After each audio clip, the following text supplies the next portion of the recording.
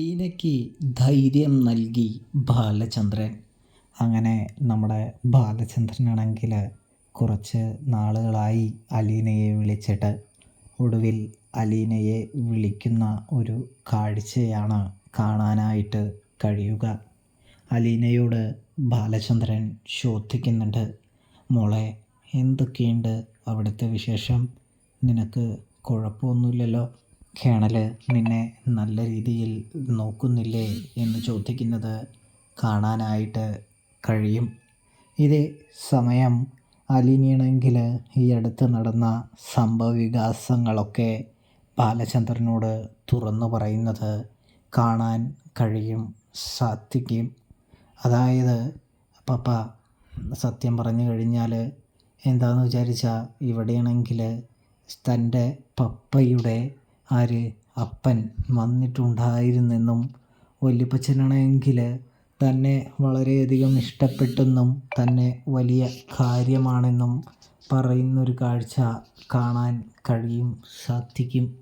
വല്യപ്പച്ചൻ ഇന്ന് മടങ്ങിപ്പോയതേ ഉള്ളൂ എന്നും അലീന ബാലചന്ദ്രനോട് പറയുന്നു. ഇവിടെ ചില കാര്യങ്ങളൊക്കെ വളരെ വിപരീതമായിട്ടാണ് നടക്കുന്നതും എന്ന് അലീന പറയുന്നു.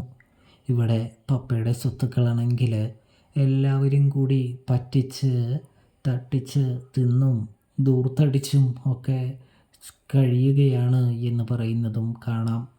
പപ്പയ്ക്കാണെങ്കിൽ യാതൊരു ശ്രദ്ധയില്ല എന്ന് പറയുന്നതും കാണാൻ സാധിക്കും.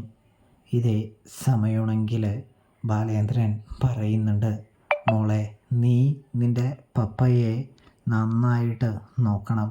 നിൻ്റെ പപ്പയെ ജീവിതത്തിലേക്ക് തിരികെ കൈപിടിച്ച് കൊണ്ടുവരേണ്ടത് നിൻ്റെ അത്യാവശ്യമാണ്, നിൻ്റെ ആവശ്യമാണ്. നിൻ്റെ പപ്പ ഇങ്ങനെ കള്ളും കാര്യങ്ങളൊക്കെ അധികമായി കുടിച്ച് എന്തെങ്കിലും സംഭവിച്ചു പോയി കഴിഞ്ഞാൽ പിന്നെ അവരെല്ലാവരും കൂടി വന്ന് നിന്നെ ചവിട്ടി പുറത്താക്കും.